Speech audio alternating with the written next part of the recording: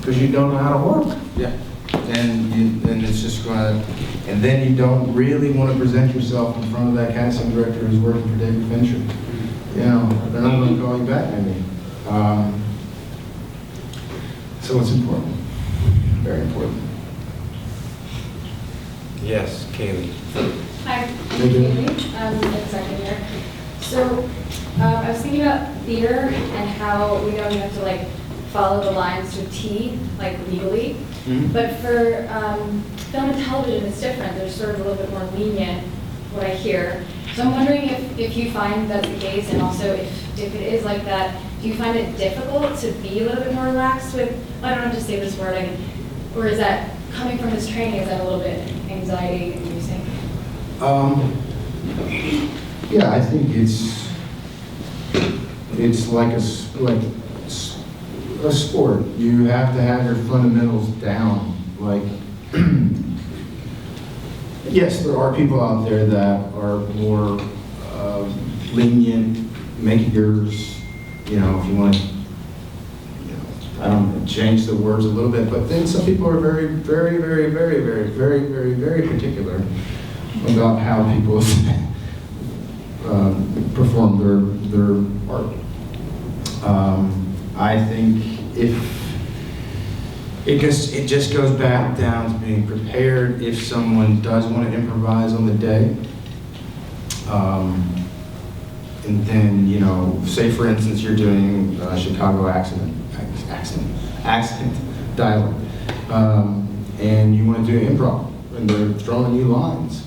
Well, those lines are not going to sound maybe very Chicago if you do not know your dialect to a T. So you can't be flexible. So that's what I would recommend. Is just, yeah. I mean, yeah, it can be fun. I find it better for me. I like it more when the script is locked and we're not changing anything because I get to keep all the preparation that I've done. But you know, go with the flow sometimes too. If I can, it's still in there. If they want to change it on the day, and I think Kaylee's asking about you feeling free to change it too, though. Is that right? A little bit? I would rather not. You know, I don't want responsibility of that, to be honest. We find some stuff right now. We're working on with the script. It's an Argentine director writer, and some of his language is just not transferred properly. Just, you know, like mate, and my character from Canada. Stuff like that. So I think it does give you it does lend itself for you to make that choice. But I would prefer not to, because I want to do my job, and I want them to do their job, and then we can meet. Jules. Hi, I'm Julian DeVoe. Hey, Julian. Nice to meet you. I had a question about playing characters that are based in history, like Steve Murphy or the coal miner we were talking about. And then kind of, I was curious about the process versus like a completely imaginary character where you get to create it from working with Terry and using all your imagination. Is there more pressure to make a historical character meet the expectations of the public? For example, Steve Murphy's probably, people don't know as much, but your co-star, Pablo Escobar, I think he was a Brazilian actor. Right. Got a lot of pushback. I thought he was great. I don't speak Spanish natively, so you know, that's just kind of what I was curious about. Yeah, it's a little bit of pressure, I guess.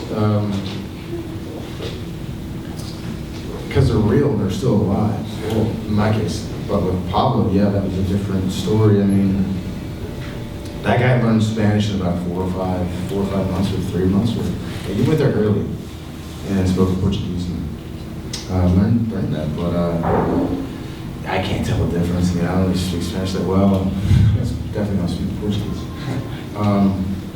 But there is a pressure because you want to, the pressure because I'm trapped to mimic something, but again, it's not mystical. You're always going to be you. I'm always going to be me. You just have to put yourself in those circumstances and go through that. Yeah. I think it's, if you get caught up on the mimic thing, which in the earlier stages of looking at Narcos, I was really falling for that trap. And eventually, we just had to, you have to take control of it. It is a piece of art. It's not photorealism. Yeah. So I'm thinking about the Andy Kaufman movie with Jim Carrey, which was not a spot-on kind of moment-by-moment thing that was an identical thing of Andy Kaufman, but it was inspired by that. Or what Sam Rockwell did in Confessions of a Dangerous Mind with Chuck Barris. Watched a lot of Gong Show, had a lot of time with Chuck Barris, but ultimately it's his interpretation of his character. Bush, you working on Bush? I'm working on Bush now. And he looks like Bush and he sounds like Bush, but he's not a celebrity impersonator. That's not our job, right? That's a different job. Yeah. It's also take that stress off. You don't need to do that. Because then what's your contribution? If you're just going to be a mimic, that's not artistic, because you're just a copy. Right, so I was used to think on American Idol, which my dear wife used to watch. So we got tired of it. It was never interesting when they do cover songs just like Michael Jackson, because you're never going to be better than Michael Jackson. So you better have an interesting idea. So it was really great when Chris Cornell, God rest his soul, did Billie Jean, because that was a totally different version of a great song. So I think your job is to say, well, okay, you did that, now here's what I'm going to bring to it, because you hired me, and I'm an artist. Mm-hmm. I'm not going to turn him into a different guy, but I'm going to find the him that lives in me.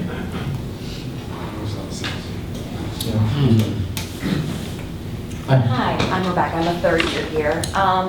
I have a question about doing your own work and creating your own content, because today I just found out about the Peacock Killer, which was your project. Mm-hmm. And I'm just curious about talking about what inspired you and how you kind of put that together because that's what a lot of people are doing now, finding ways to get their voices out there and working with a group of their community. Right. And so I'd just love to hear you talk about that, how that came about.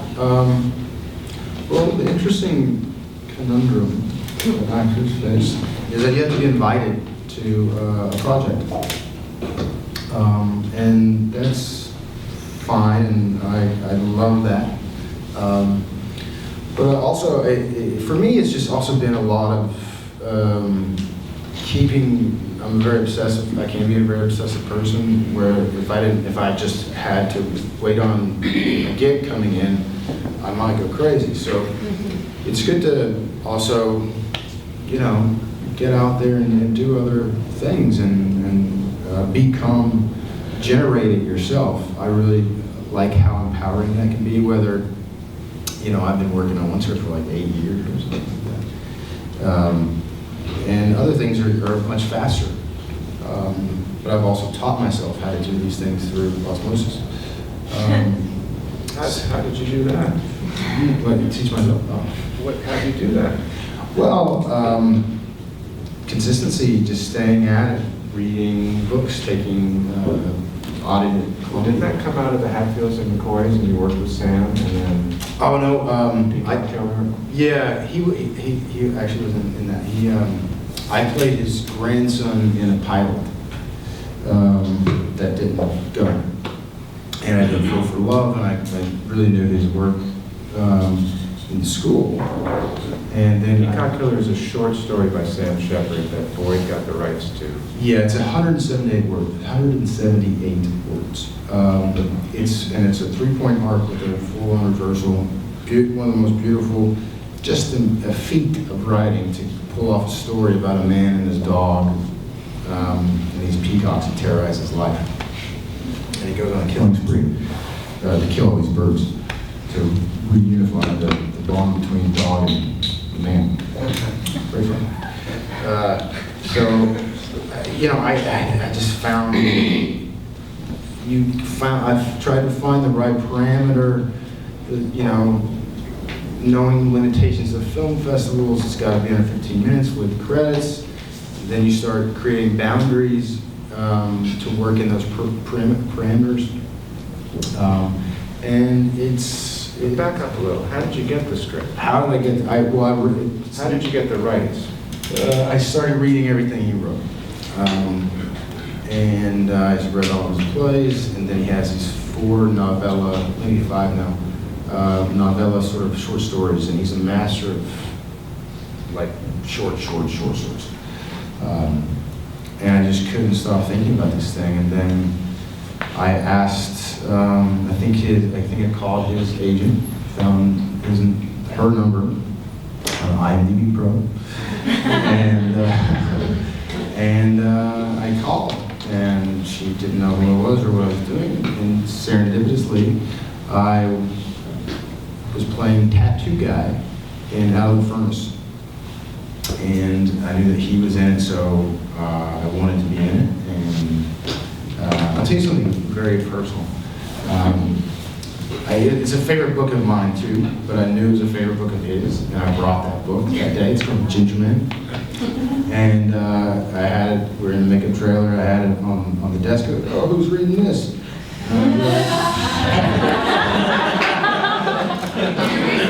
I'm slick.